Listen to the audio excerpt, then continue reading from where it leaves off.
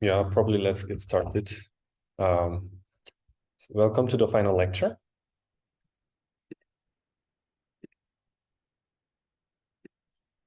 There will be a tutorial today after the lecture, okay, by Michael. So what am I going to talk about today? I'm going to talk about the exam, the format, and some sample questions that could be helpful. And I wish to talk a little bit about final topics like the evaluation bit that I kind of promised at the beginning. But then I realized I'm actually talking a lot about evaluation for different topics already. So probably it's not worth spending 2 lectures for doing evaluation. So it's going to be a very short section, which also kind of overlaps with some stuff that we talked about already. And the word scalability in our group names, scalable, trustworthy AI. What does that actually mean? And finally, some topics around research. So what are the interesting research directions that I see? And what are the interesting research directions that we are working on in our group? So I'm going to talk about these, and then give you some ideas for possible master thesis topics that could be offered from our group. Let's get started with the exam. So the objective, right? What do we really look for in the exam? It's the same as the course objective. You should be able to read and assess the current work in trustworthy machine learning.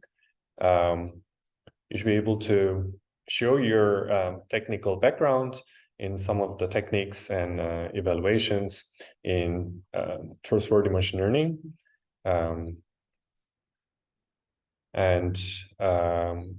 I believe through your exercises, you have gained also your hands-on experience on actually coding something for topics in trustworthy machine learning. And I wish you also show some creativity maybe to show your kind of readiness to maybe do some research in trustworthy machine learning and be able to contribute to the research community. Okay. So this is a short recap for grading policy. So we started with exercise 0, but we didn't. Exercise 0 is not part of the grading. And then we went through exercises 1 through 3. Yeah, sorry about the typo here. And then admission to the exam, which is based on the average exercise grade greater than or equal to 60%. And I think if you keep your current work, I think all of you kind of pass this threshold after the 3rd exercise. And then you're gonna sit the exam. And then there's a 20% up to 20% point top up from your exercise scores. So that's going to be the raw score will be added on top of the raw exercise score to give you the final score. And based on the final score, your final grade will be decided. And now the bonus, I explained this already, right? Yeah. Okay. Yeah, and there were 3 exercise sheets. Oh, yes, sure. Do we still get the bonus point for the second exam if we cannot join the first exam? Which bonus are you talking about? Not bonus, but the homework bonus. The homework bonus, 20% point. Yeah. Okay. So the exams are identical. Okay.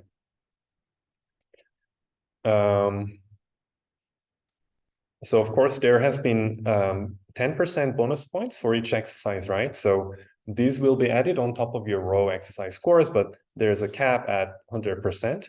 So these are really bonus points. Okay. I'm going to talk a little bit more about the exam scores in the later slides. But to mention, I have actually marked every slide in the previous 10 lectures, because the first lecture doesn't contain any examinable material. So for the past 10 lectures, I have marked this green square on the right top corner, so you can check which materials are actually examinable and which are not. Okay. Yeah, here. Exam format. 90 minutes. And there are 3 topics that we covered, right? And there will be in total 3 questions per topic. 2 will be basic questions and 1 will be advanced question. The basic questions are intended to be addressed in 10 minutes. And 10 points will be awarded for each complete answer. For one advanced question, the suggested time to solve this question is 30 minutes, and 30 points will be awarded for the complete answer. And here, what is important to note is that one full solution is preferred to many partial solutions. So for every question, the score that you achieve from this single question will follow this kind of, not exactly this, but conceptually something like this. So only if you complete almost everything in the question, you will get close to 100% of that question. Okay, yes. Could you please lower the embargo? Right. Yeah. Yes. Okay. So stop me if you have any question. Okay, yes. So your idea is that we don't answer all questions, right? Exactly. So I'm going to explain that here.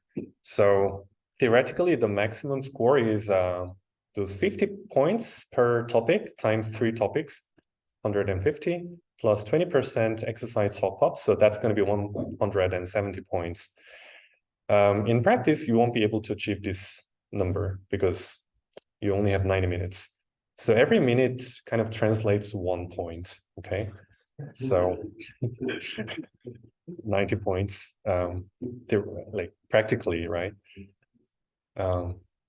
What's the point of doing this, right? We believe it's kind of important for you to have the basic knowledge in all 3 topics, which is covered by the basic questions.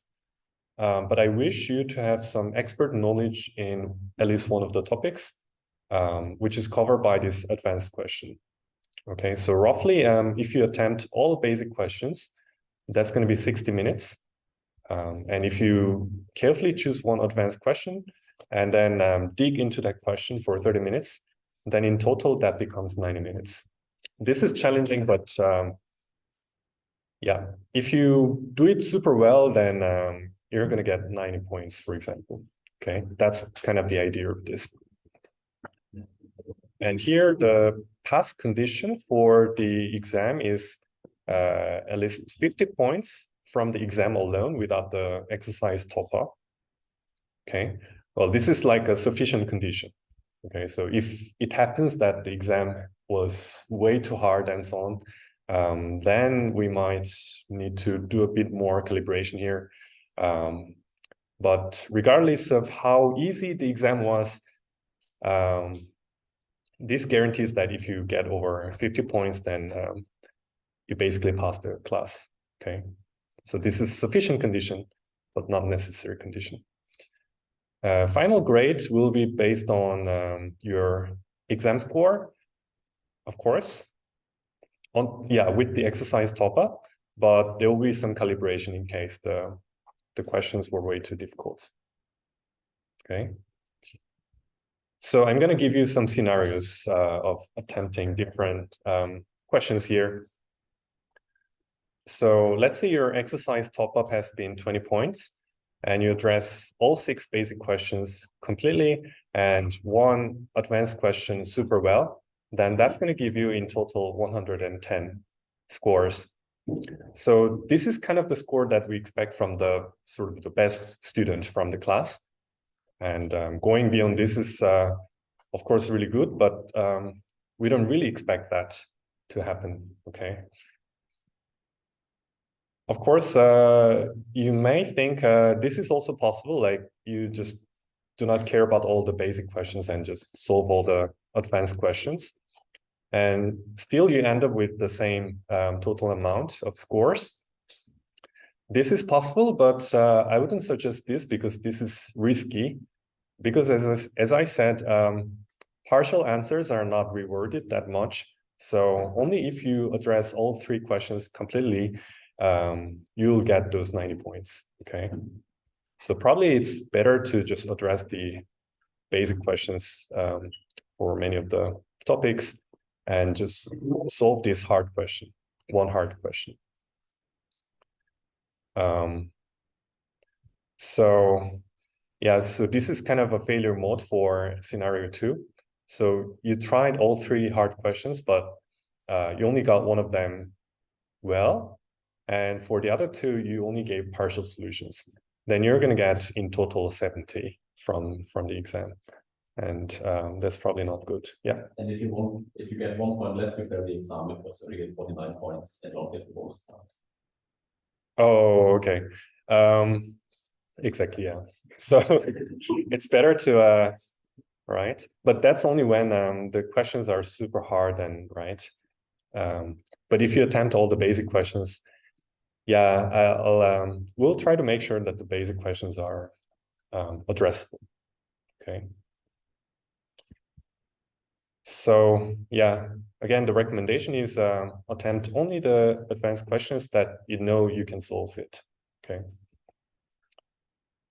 And of course, if you only address the basic questions, then the maximum you can get is 80. So if you really want to get the top score, then you should address at least one hard question. Okay. So some example questions. This is one of the basic questions that we have in mind from OD generalization.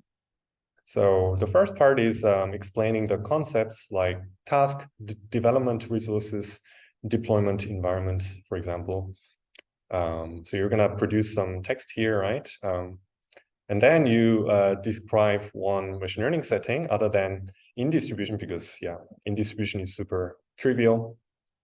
And then you have to explain the task involved and the development resources and the deployment environment for that scenario, okay, for that setting, machine learning setting. Okay, so that sounds reasonable, right? I guess. So to give you a sense of a model answer, which is not perfect, but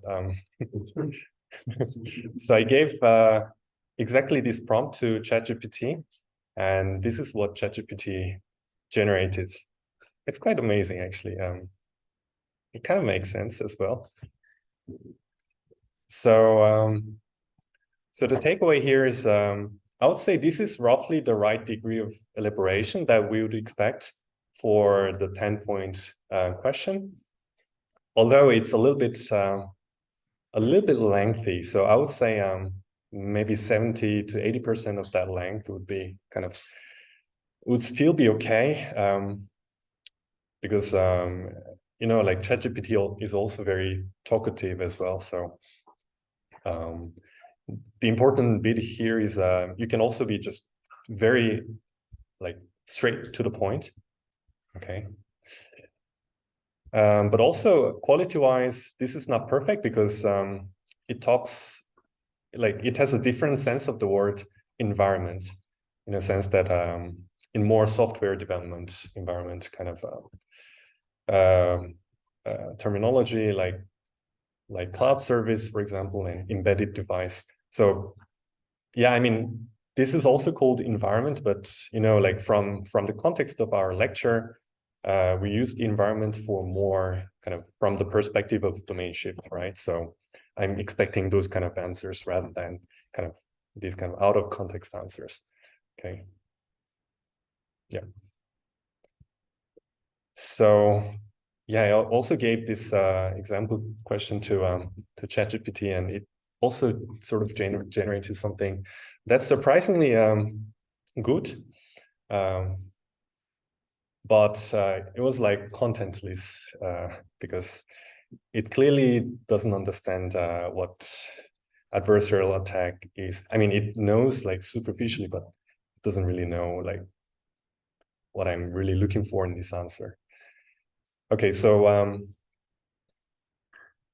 yeah, so in this case, I'm considering, I'm asking you to compare two different kind of strategy spaces for adversarial attacks.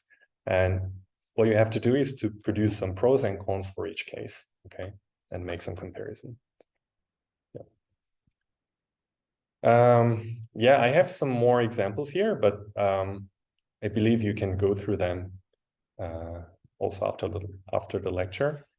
And of course, yeah, you can also give it to ChatGPT and see, but don't trust it because the answers are not good in general.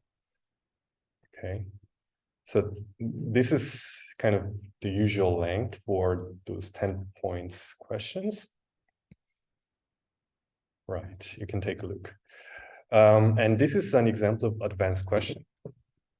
So I gave one example per topic. So this is kind of a question for OD generalization topic.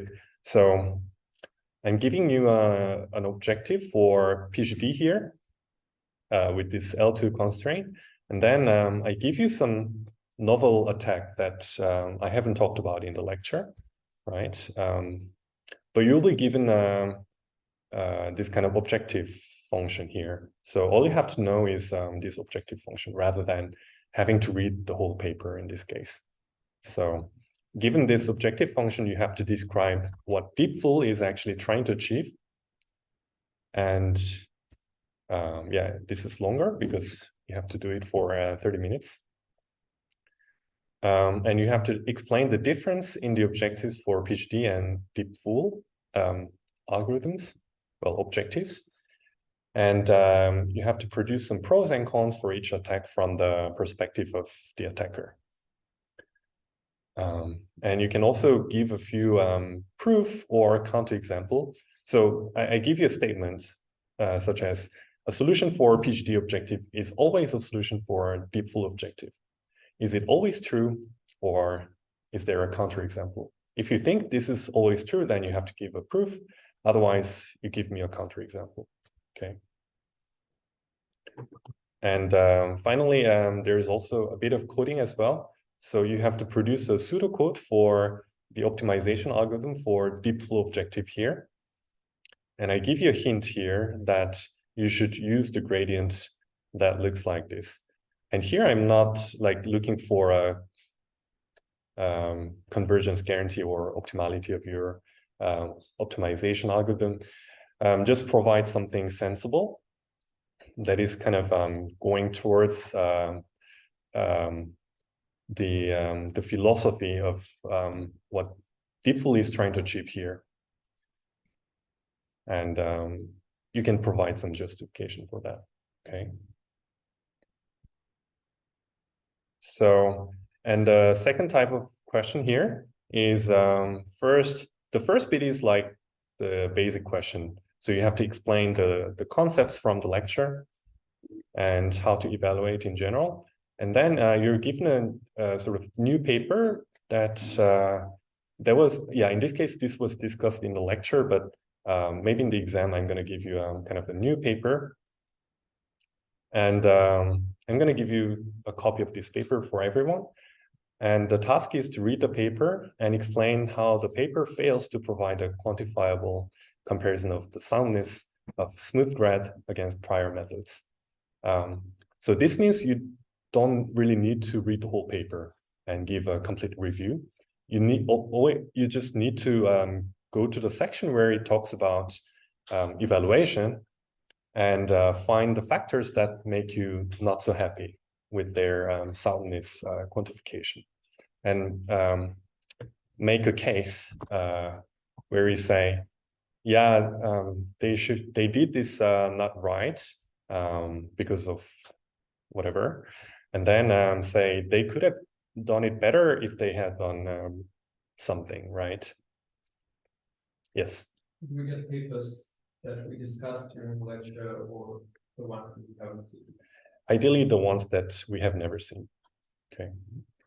So like going directly to the point of the paper, part of the paper where it talks about the relevant information of what the question is asking is also part of the exercise here. Okay.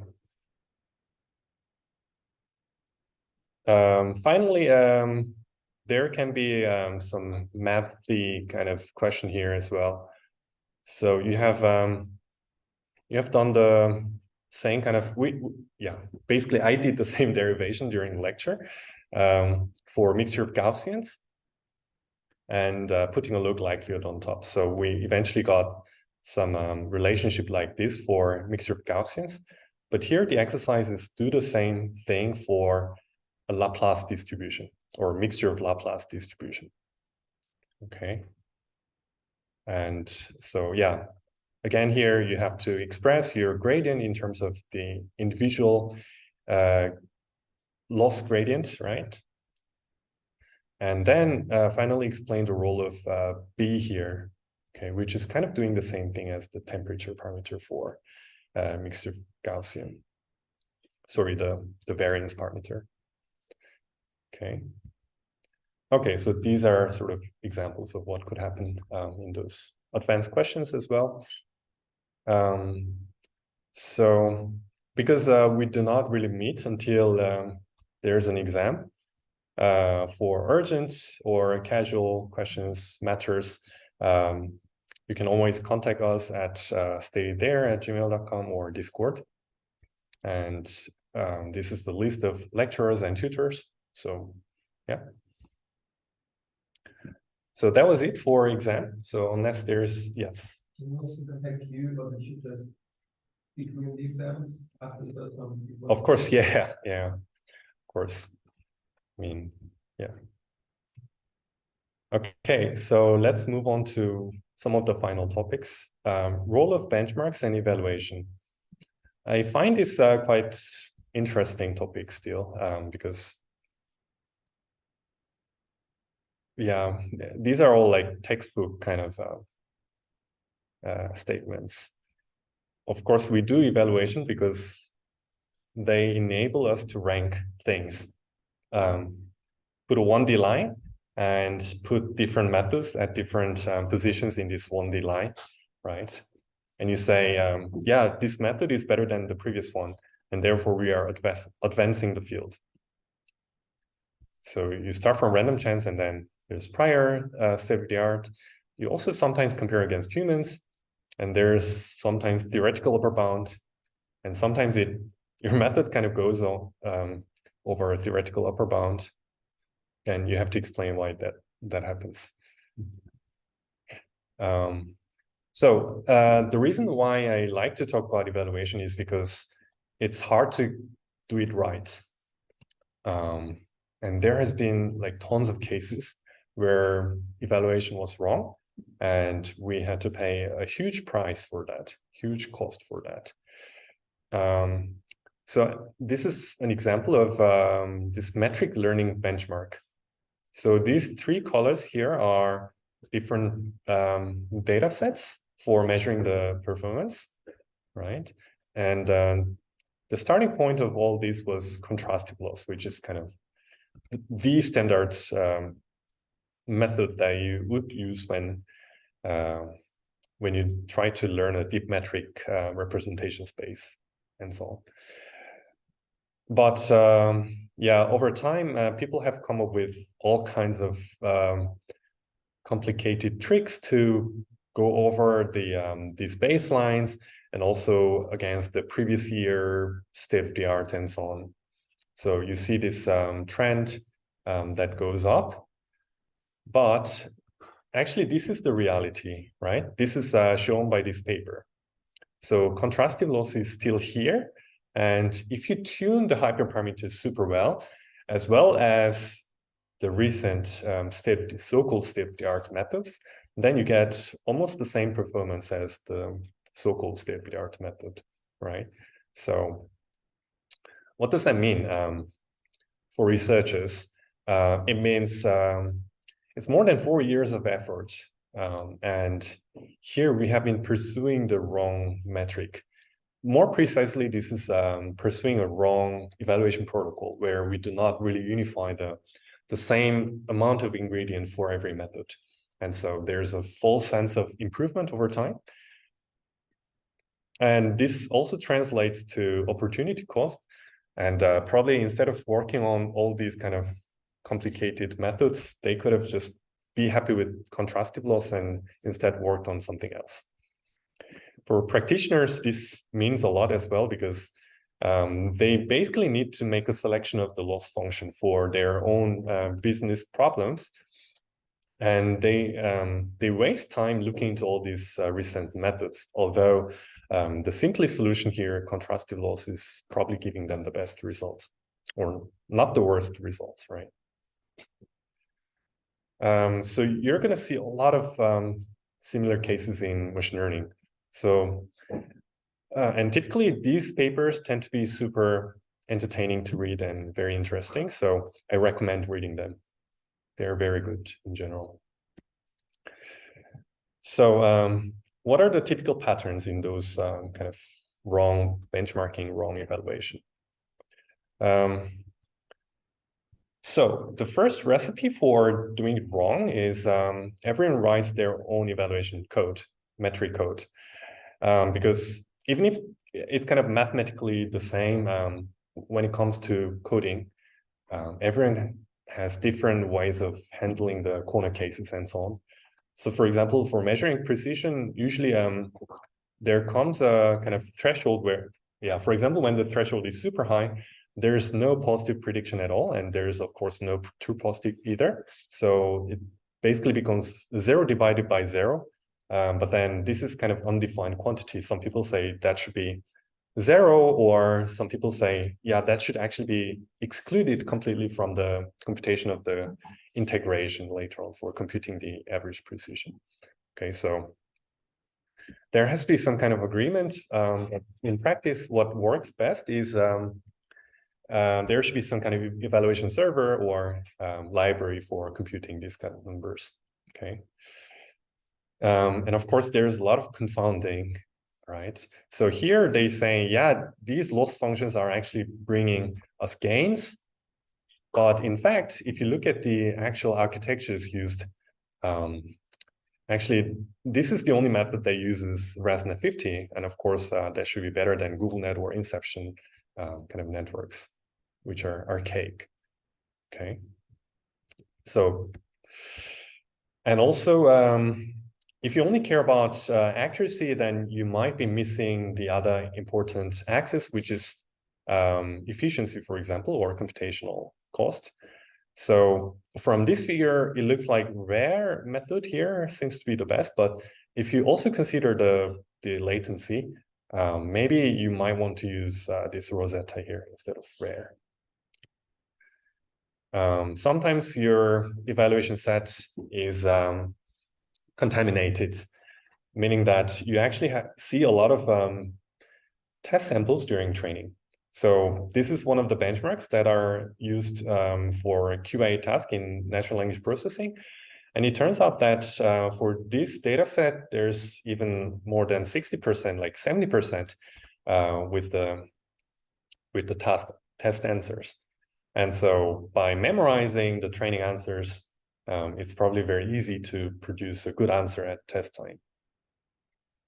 And the questions are also overlapping quite a bit as well. Okay. And sometimes there is no validation set. Okay. What happens if there's no validation set? A good example of that is SciFar and ImageNet, actually. Surprisingly, ImageNet doesn't have any validation set. And it actually has validation set and no test set. And therefore, people are using validation set for test set. And so that brings us a lot of problems. For example, like when there is an improvement in ImageNet validation set benchmark, it's usually the point-wise samples in the validation set that are being addressed rather than the general ImageNet, general image classification task, right? So there has been questions like, are we solving ImageNet or image classification, for example? And this is another question, do ImageNet classifiers generalize to ImageNet, right? These are all in the same line, okay? So there has been some evidence saying, yeah, if you look at, so these people basically collected another ImageNet validation set following the same collection procedure. And they found that compared to the original ImageNet validation set, the general, they call it version 2, right? So the version 2 validation set accuracy is lower. So this dashed line is x equals to y line. And if you plot the performances of models, individual models, in this scatter plot, they tend to follow this, this line, which is below this x equals to y line. So it doesn't seem to generalize very well. This is SciFar and this is ImageNet. Yeah.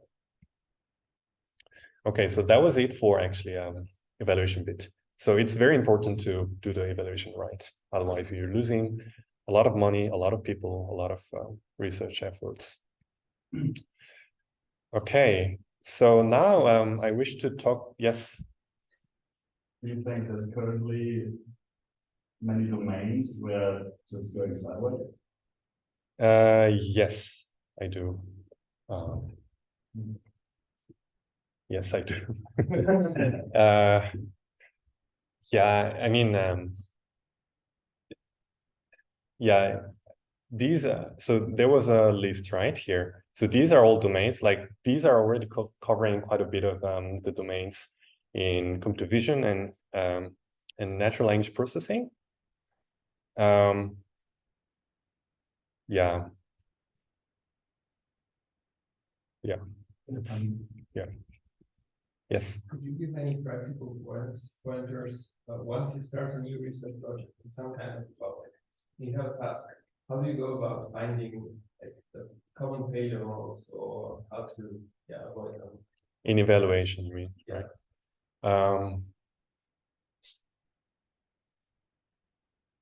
You have to kind of, let's say you have a benchmark like this, right? Then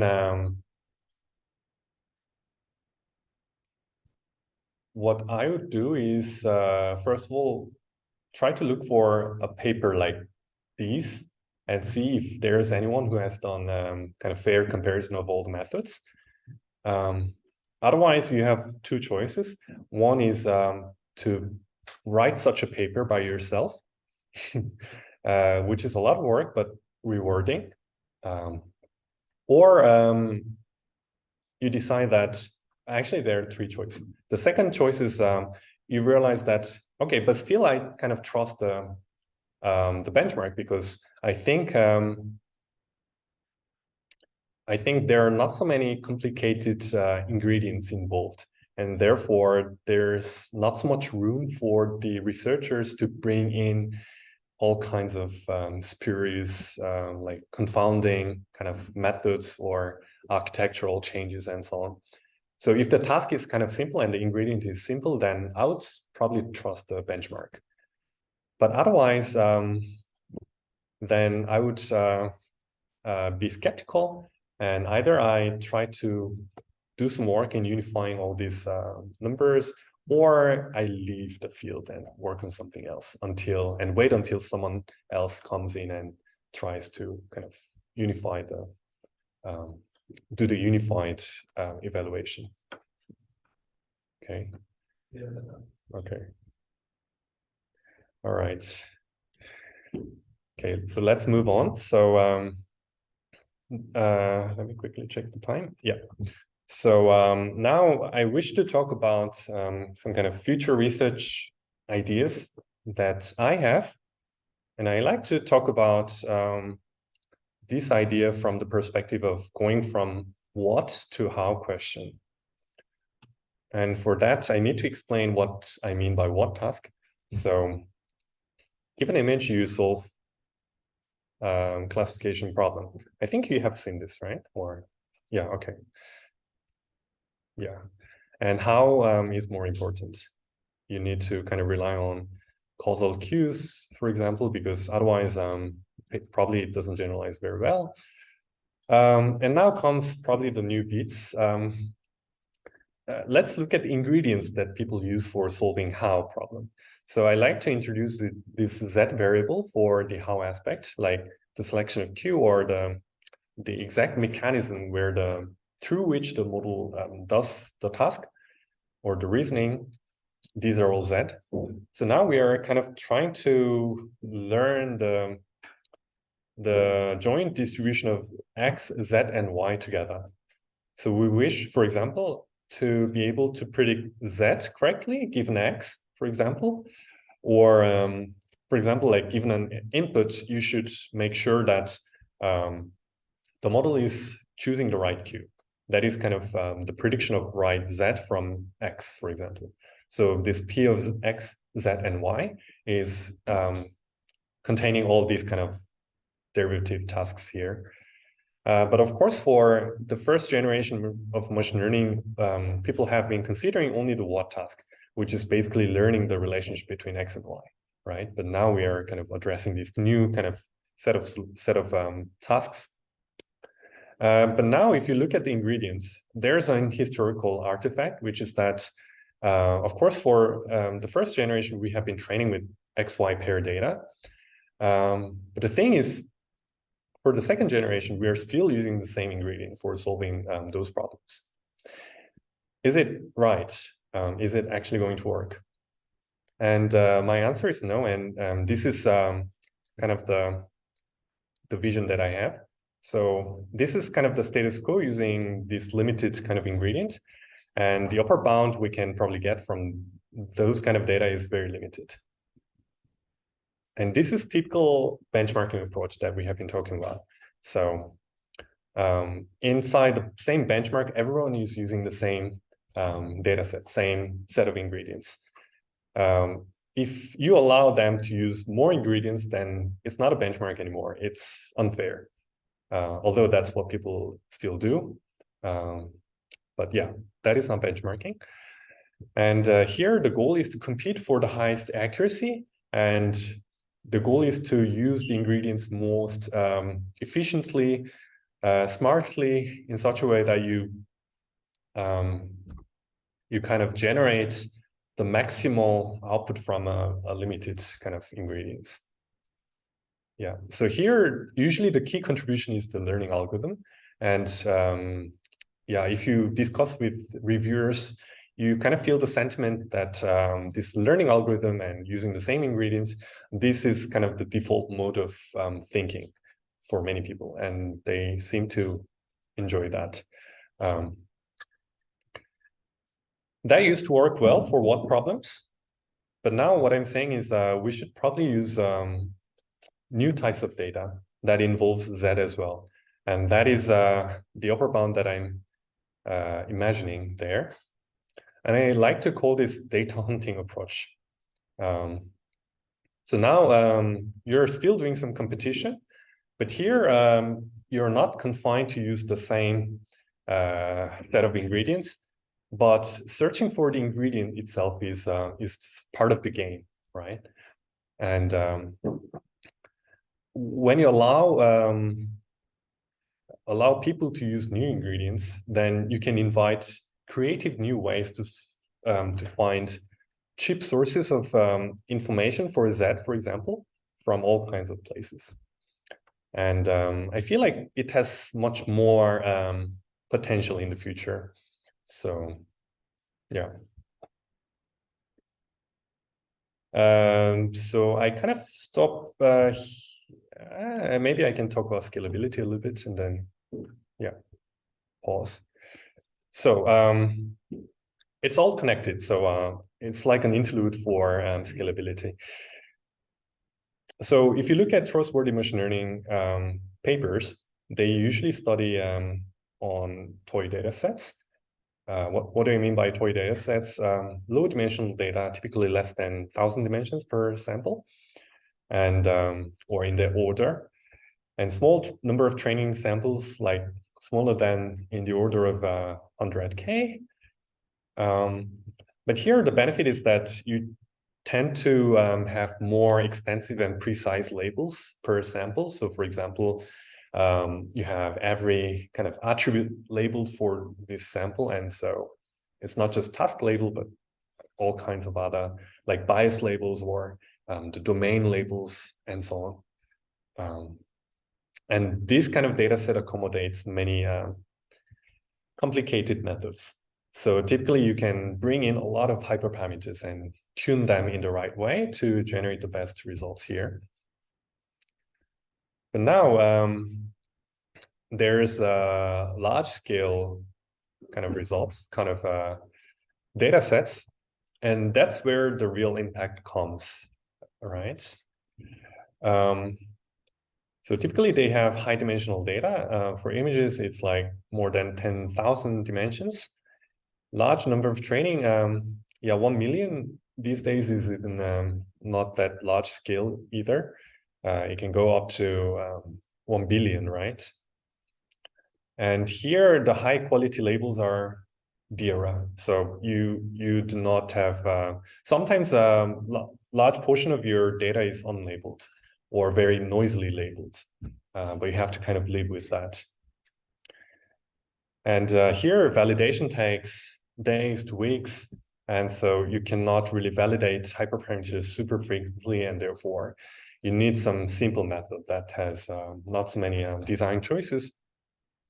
And also here from the evaluation point of view, it's hard to analyze the contributing factors because you do not have all the labels that you had for these TOISH data to really factor out which kind of factor is contributing to the performance, for example, right? So it's hard to learn something out of this kind of data.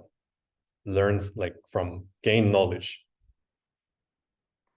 So there's a possibility to kind of combine TOISH data and real data to make impact and scale up. So yeah, going from TOI data to real data is basically scaling up, right? So one possible strategy here is to first work with TOI data, where we can be really creative and propose new kind of methodology, which can be complicated, but we can do quick experiments and tune the hyperparameters. But here, importantly, we're going to understand why things work here, okay? And based on this knowledge and some candidate tools, we can go to real data. And here we can identify and remove unnecessary complexities and really aim for something that is simple. Because now we have this understanding, and therefore, ideally, we can make a good guess of what is going to work in real data or not. So that is one possible roadmap. So the point here is that eventually, to scale up, you need something simple. But of course, going simple is not always easy. But anyways, I'm going to show you some examples where simple wins. I have tons more examples, but yeah, you're going to see the same kind of story over and over again on Archive and on Twitter. So ERM is the, so now they're trying to address this out of distribution generalization. And we discussed this group DRO method and what else? DANN method in our lecture, right? But actually the vanilla ERM, empirical risk minimization, just training the whole combined data sets without the domain label, is actually not worse than the other complicated method. So here the simple wins again, okay? So another task here, this is classification loss. So you actually see a lot of different variants of loss functions you can use for training a classifier. And here the green line is the vanilla cross entropy. So people used to say, so this red line here is what these papers report as the performance of vanilla cross entropy, right? So they tend to say, yeah, of course, our method is working better than the vanilla cross entropy. But what the readers have overlooked, and what probably the authors have also overlooked, is that they should tune the baseline as well. And if they tune the baseline well, then the cross entropy loss is actually not worse than many of the complicated solutions. Yes. Does this mean that, say, in 2017, you could just write in your paper, I used this benchmark, I used those hyperparameters, and nobody would notice that you didn't mention that you didn't do? Exactly. I think it doesn't Well, work now, right? Like, it still works. Something like this. Yeah. Like, this is, I think most of the reviewers say to you, like, you should put a very detailed explanation of how you did everything. Yeah, but you can always be not 100% clear about how you did the. You can still say you did the tuning even with a very small search window, right? And so it's very important that they do it right. And they can also leave out, for example, weight decay, right? Because who cares about weight decay, right? But weight decay turns out to be quite important as well. And those kind of papers which say, yeah, we should actually tune the hyperparameters as well, they tend to recognize the importance of weight decay. So there's also kind of a mismatch between what people generally know and what is actually true. So yeah, using that, people can still kind of sneak in papers to conferences by saying, yeah, we did the search, but in fact, they didn't actually do it right, for example. Yes. So in your opinion, what would be the right way to tune your hyperparameters in order to, because you said you can still tune it, but with a too small window, too small or grid, too rough or whatever. Yeah. And so would you say like something like Bayesian optimization should always be used, or is it just... Yeah, my rule of thumb is random search. Okay. So you set the window. So maybe the first step is not even that. First step is to set the sensible range of hyperparameters by searching the exponential space, right? And from this heuristic, I can already set, like, let's say 10 to minus 20 for learning rate is not sensible at all because nothing happens there, right? So there I can kind of cut off what is not sensible. And once we have this search space, which is defined by sensible ranges of, I don't know, 5, 10 hyperparameters, I would do random search with the same number of iterations, same number of samples. There was a nice paper that I do not remember the name of the paper now, which says random search is, in practice, very good. Because the intuition is, in practice, not every hyperparameters contribute to the performance, and only a selection of them are actually contributing. If that is the case, then randomly searching in this huge exponential grid is already good enough, because there all the irrelevant dimensions will not contribute anyways, and all the search samples in this exponential grid are actually effectively just searching on the relevant dimensions of the hyperparameters. So given this intuition, random search still makes sense, but of course, if it turns out there are a lot of parameters contributing to the final results, then you might actually want to consider something more complicated like Bayesian optimization. But I have never used Bayesian optimization in my search. I always use just random. Yeah. Sure. Typically with hyperparameters, you have connected regions of hyperparameters. It's not typically the case that there's some far out region that also has viable hyperparameters completely. Yeah, if it's super non-convex and very wiggly, then we are probably gonna lose a lot of good solutions. But yeah, we hope that this is not the case, and probably the loss function is kind of unimodal in the space. And yeah, and also independent of many of the involved hyperparameters.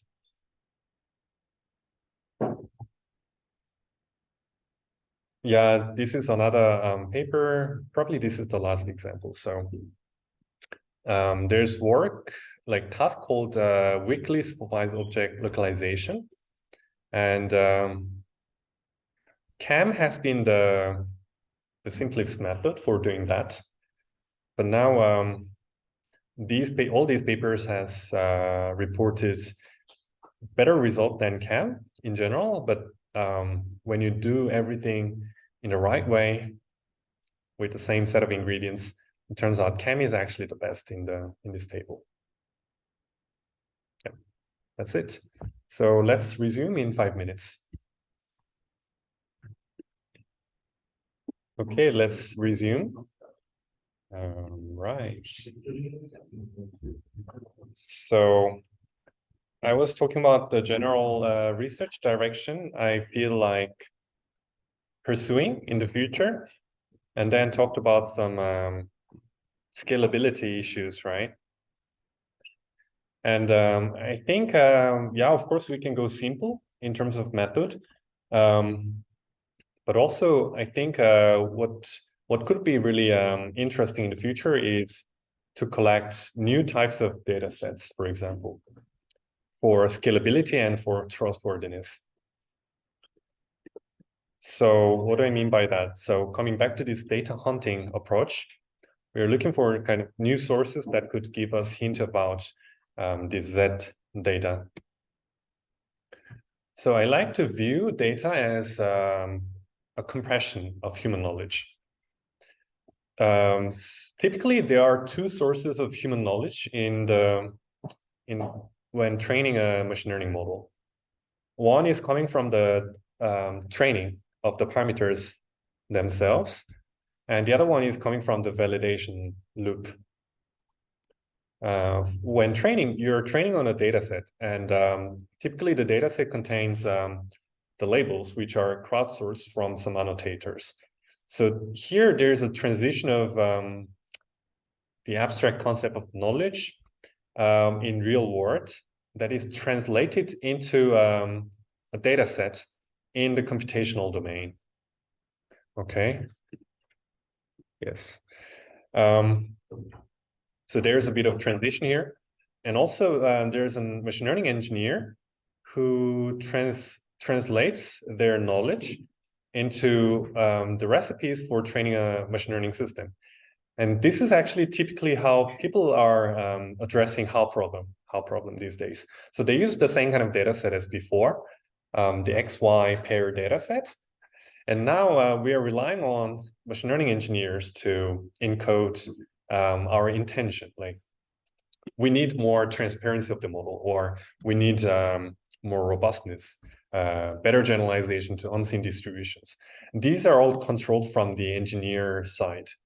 They develop new machine learning recipe, and through a lot of validations, we find the right setup, right kind of design of the training recipe to achieve the how tasks.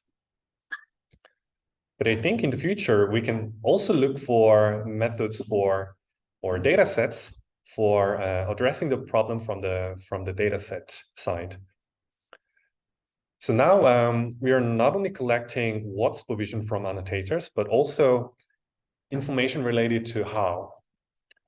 And that's going to create this new type of data set. And that could be very interesting for the community. I'm going to give you some specific examples of how type of data here. So there is one type, which is kind of interventional data. The other type is additional supervision on top of your normal annotations. What do we mean by interventional data? So here's an example of spurious correlation between trains and tracks. So if you visualize where the model is looking at given a train, usually they look a lot on the track pixels, the rail pixels. This is well-known problem, right? So in a sense, the how part is kind of wrong here. But one way to solve this problem is by introducing interventional data. So if you collect data naturally arising from the way people take pictures, for example, then you're probably going to see a lot of images where the train is always coming along with this rail. But of course, if you become more cautious when collecting data, you can also collect images where there's rail, but there's no train. So these are like hard negative images for the model, because the model kind of thinks, yeah, because there's rail, probably this is train. But now the label says, no, actually there's no train in those images. So this is not about putting new kinds of labels. We're still putting no train kind of label. But what is more important is to find the source of data where you don't actually see any train, but still the rails. And those kind of data do not arise very often naturally. And so there should be a way to kind of go and find them. If they arose naturally, then they would have been included in the training data already, and this would not have been any spurious correlation at all. So the fact that there is a spurious correlation means these kind of interventional data are not arising naturally in natural data. And so there has to be some kind of mechanism, like data crawling mechanism, where you can make sure that those hard negative samples are coming in, okay? To give you more examples, for a car, it could be the relevant background, like the road, or for frog, it could be like swamp. Yeah.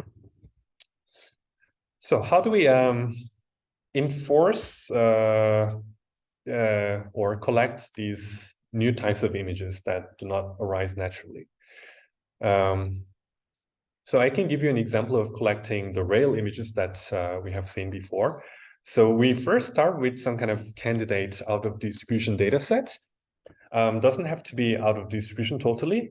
It just has to be a large data set of images, for example.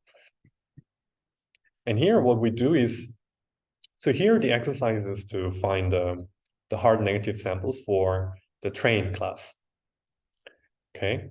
So we first run every image in this data set through a classifier and get the score for the train class, and then sort it. Okay, and then we're going to get something like this. So in this case, it is predicted as train with high likelihood, but actually you see that there's no train. The second image actually contains a train. And this one doesn't contain any train, no train, no train, right? It's not going to be like super nice like this. It's going to contain a lot of true positives, meaning that it returns high score with the train. And those are kind of, yeah, typical examples that we usually see in your data set. So what we do is we prune them out using human labor. So there's a bit of human in the loop here, because otherwise humans are the sources of this knowledge. So there's no solution of finding a clarification of such spurious correlations without requiring human knowledge. So there has to be some kind of human, and human comes in and removes those true positives. And then what remains is hard negatives, the hard false positives, okay? So now comes the question of cost. So we are using humans, and of course, if you use human labor, that means cost. So it depends on 2 dimensions. So how much time does it take for a human to remove all these images in your crawl set? I would say that's arguably very cheap, because it's not like having to draw a bounding box or having to draw some contour, or like selecting a class out of let's say 20 or 100 classes. It's just taking a look at the image and say whether there is a train or not. It's binary decision, and so you just need to type, I don't know, YN and so on, and that's very cheap in general. And also, it turns out that you do not actually need that many images per class to see the improvement. So I'm not gonna explain this measure here, but this is some measure for telling you how much spurious correlation you have. So higher is better. Higher means you have less spurious correlation with the foreground. Sorry, with the background. So if you do not use any of those images, you get something like 50%. But as soon as you use 1 image per class, this jumps to 51 to 52%. So that means if you have 20 classes, like in this Pascal dataset, then you only need to collect 20 new samples like these ones. And that's it. That's gonna improve your scores quite a bit. And of course, if you collect more, then you're gonna see more improvement, but yeah, it kind of saturates as well. But these are like low-hanging fruits for new types of data. And this kind of interventional data collection is gaining momentum as well, as seen by InstructGPT and ChatGPT. They also know that humans are the ultimate source of how information, where in this case, the how that matters is all kinds of issues around language models, right? Like inappropriate outputs, or yeah, there has been a lot of ideas around jailbreak as well, trying to make those models output something that is inappropriate again, right? That's very entertaining as well.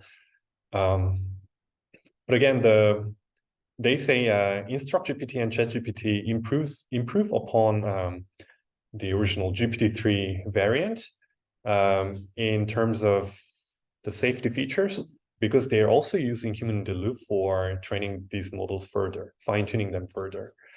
And here they're using humans to generate possible answers to questions, or we let them rank the possible outputs from the model and use this ranking for fine-tuning the language model further. Okay, so here we are using humans to kind of gather more how information, and also we are kind of shifting the distribution a little bit to what humans would consider more appropriate or more relevant as an answer during the chat. So we are also kind of introducing some kind of intervention in the data generation process, and we use that novel kind of source of data for further tuning the models. Okay, so I kind of see that now the research field is kind of a little bit going back to human in the loop kind of paradigm as well, which is good because I think that's the only way to solve this problem. The other type of how data is to introduce additional supervision. So I wish to show you how ImageNet annotation is done. So they're given this concept at the top, and they need to click on the images containing this concept. Okay. So they click on the images, and if you select the image, you see the selection here, right? And yeah, there are also images that are not selected. Okay. And eventually, when you go through this procedure, what remains is for every concept, a set of images that are selected. And these are used for training a model. Okay, but here, if you think about the action of the annotator that they are doing here, actually they're leaving a lot of trace in terms of the mouse track, for example, or the click location, or for example, the time they took for them to click on the image, for every image. So the blue part here is sort of the original annotation that ImageNet data collectors have considered. And there's a project that I'm working on, for example, where I try to collect all kinds of annotation byproducts that happen along with the original task supervision. So instead of just using this binary label here, we are kind of wasting a ton of additional auxiliary supervision here, which may be irrelevant to the task and which may be very noisy, but still there can be some information, and we should really work with those kind of information to find a way to improve the model. So that's sort of the idea behind this project. Right. And there has been a lot of parallel efforts from other groups, for example, these open images, where they try to collect as much information as possible for every image. So they let a human annotator speak out what they see in the image, and as they describe every object, they need to put the mouse over the object that they are talking about. Okay, and then they record, of course, the mouse trajectory and the voice. And of course, there's a one-to-one match between what they say and what they point to, and then they transcribe the voice to text. And then we have this nice connection between a caption of the image. The caption is also huge in this case compared to, let's say, Coco captions. And for every word, you have a corresponding location in the image. So this is way more kind of information and supervision compared to a traditional image caption data set or image localization data set, object localization data set, and so on. So I believe this kind of annotation contains a lot of how information, and we should probably think about how to best exploit those kind of information for the how problems. Unfortunately, there's not so much research on this yet. So I think we're also fortunate that we can work on this problem from now on and make impact. So I like to kind of summarize by saying there's a method-centric way of solving problems, and there's data-set-centric way of solving problems. And there are some pros and cons here. So for method-centric approaches, there's the initial cost is quite cheap because you can use existing benchmark and training set for your model. So all you have to do is to come up with a clever new idea for your loss function or some regularization and so on. But typically you end up coming with some very complicated method because all the simple methods have been tried already. And then for these kind of complicated methods, you need to put a lot of computational resources and human time, brain time into developing this system. And we usually don't consider that cost so much, right, compared to, let's say, annotation cost. But what I'm saying is that could also be a huge cost for development.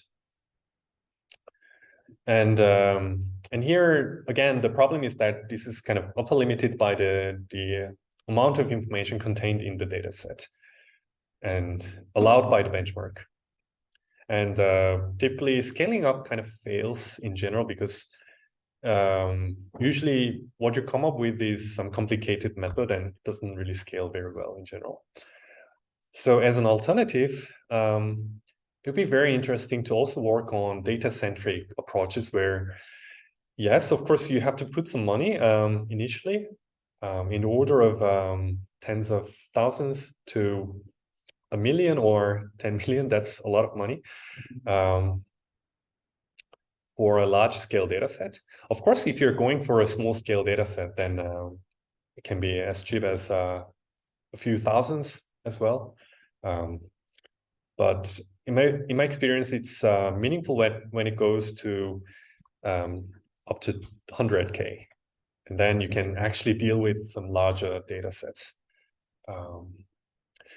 The benefit here is that once you build this data set, then it's not just you, but everyone else can use this data set to develop ideas around, let's say, trustworthiness, right?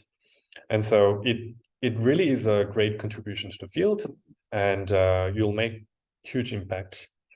And of course, you can train your pre-trained model on this data set and let people download it.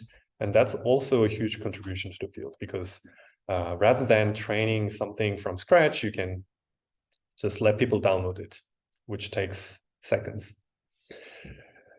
And here, if you're thinking of collecting new kind of creative kinds of data sets, then there's obviously no information cap. So the only limitation is how creative you can be and the money here, right? So this is good. And if you have more information, then the method itself can be quite simple. You can just use the vanilla loss function or vanilla architecture, whatever. And that tends to work pretty well because that is supposed to work the best, right? As you've seen in all those previous works saying, yeah, simply is actually working best. So simple method plus new kinds of data. I think that's going to bring us the biggest gain in the future. So given that, I also wish to talk a little bit about current research topics at our group. So yeah, they're actually all tutors for this course. So Alex is working on OD generalization with diverse ensemble. So if you recall the training of diverse models for OD generalization, if you only have those bias training sets, one way to address this problem is to build a diverse set of hypotheses, a diverse set of models, which are all attending to different cues that could potentially solve the problem, right? So we are kind of working in this domain. But here the research question is actually, instead of being happy with just training a diverse set of models, we also wish to generate a sample that is possibly inducing the greatest disagreement among the diverse set of models. Because we think there could be very interesting applications of this technique. With that, let's move on. Elisa is working on efficient training of training data explanation. So we also looked into influence functions, for example, for explaining which training sample is contributing the most to this test sample and so on, right? It's good and it's very useful in certain applications, but they are typically very expensive. So there has been ways to reduce the computational cost for this. And yeah, one way to do that is, for example, reducing the search space within the training set. So we are kind of using a cheap algorithm to eliminate the obvious negative samples in your training set. Okay, using let's say K and N, for example. And then for this smallest subset, we are running those expensive influence function computations. So now the research question for us is there a way to quicken this up? And we have some ideas to maybe quicken this up when the model is actually a mixture of experts. Okay. Moving on, Michael is also here. And we basically submitted a paper to a conference on probabilistic embeddings. So here the research question was, can you guarantee the recovery of the true posterior if you train, or come up with a loss function that guarantees the recovery of the true posterior, okay, under some assumptions. And finally, with Elif, we are working on more human-centric interface for text-to-image models, okay?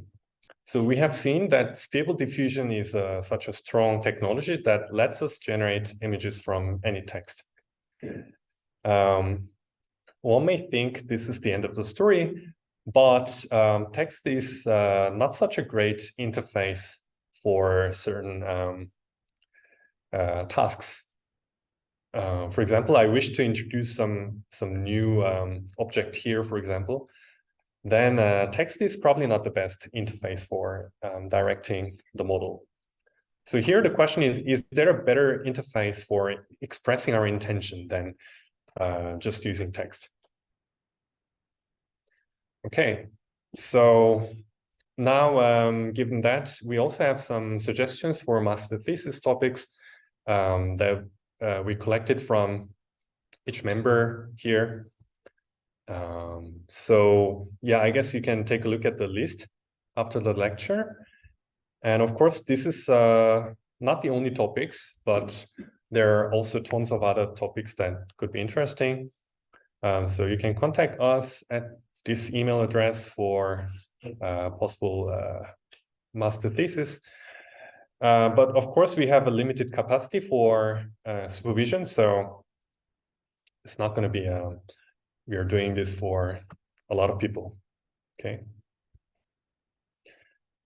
And then, yeah, I was wondering what would be the best one sentence to say at the end of the machine learning lecture, right?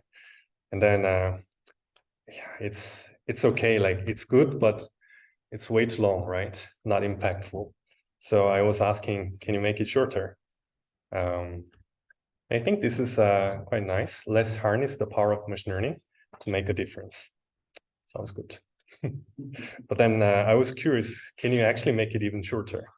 And then inspire change with machine learning, and then impact through machine learning. And then machine learning for impact, impact with machine learning, ML, ML for impact, impact colon ML. And then ML impact, but this is not shorter, right? And then impact ML, and then impact plus plus. Yeah. So yeah, now I was happy. So with impacts, let's that's the end of the course. Okay. Thank you.